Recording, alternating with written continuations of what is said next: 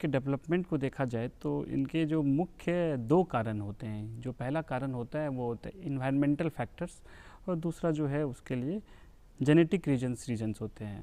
तो जो environmental factors उसमें आ गए, जो हमारे जो डेली का जो हमारा रूटीन, जो एक जीवन शैली है उसमें यदि कुछ चेंज आए, जैसे कुछ मीन्स कैंसर को काउज करने वाले जैसे कुछ केमिकल्स हो गए, या फिर जो पदार्थ हो गए जिनका हम यदि सेवन करते हैं, जिनके कारण कि शरीर पे एक दुष्प्रभाव होता है। और उसके साथ साथ जो जेनेटिक, जिनको कि हम बोलते हैं जेनेटिक जीन्स, जो जीन्स में यदि किसी तरह का म्यूटेशन हो जाए तो इन दोनों के एक मिलावट से ही, या जो इनके एक सहयोग से ही एक कैंसर एक प्रोसेस पूरा डेवलप आता है। सर, इसके इलाज के बारे में बताएं कि कैसे इसका ट्रीटमेंट किया जाता है। यदि हम हेड एंड नेक के कैंसर्स को देखें तो इलाज से पहले मैं जो इनके जो एक मुख्य लक्षण होते हैं, पहले मैं उस पर थोड़ा प्रकाश डालना चाहूँगा। जी। तो जहाँ तक हमको ये पता है कि भारतीय उपमहाद्वीप, जो हमारे साउथ ईस्ट एशियन कंट्रीज़ जिनमें कि हमारा भारतवर्ष, पाकिस्तान, श्रीलंका, बांग्लादेश, यहाँ पे हेड एंड नेक कैंसर्स बहुत ही कॉमन कैंसर्स हैं। और उन हेड एंड नेक कैंसर्स में भी सबसे कॉमन एक मुंह का कैंसर होता है।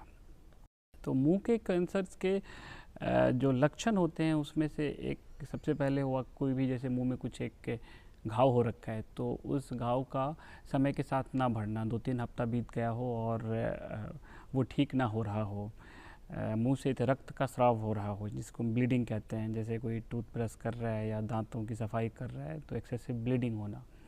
तीसरा, कुछ अस्वाभाविक गांठ का होना गर्दन में, मुंह में कुछ एक स्वेलिंग हो जाए जो कि एबनॉर्मल हो, पहले नहीं था और अचानक से उसमें एक विकास, एक ग्रोथ बहुत ही फास्ट हो रहा हो। जैसे फिर दूसरे लक्षण में हम आए तो वॉइस का चेंज होना, जो हमारी स्वर पेटिका है जिसका काम होता है कि बोलने में हेल्प करना, तो यदि उसका कैंसर है तो आदमी जो है वो उनके जो वॉइस है उसमें चेंजेस रहेंगे। इसके तरह ही जो मतलब कैंसर के लक्षण हैं वो जिस पार्ट में हेड एंड नेक को काउज हुआ है उसके आधार पे ही वो निर्धारित होंगे।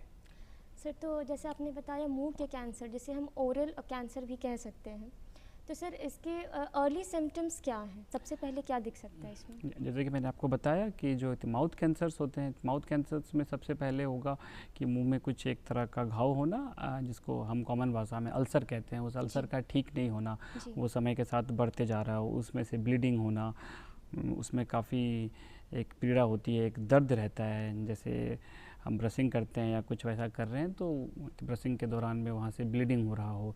फिर उसके साथ साथ यदि गले में किसी तरह का गांठ हो गया हो, जी।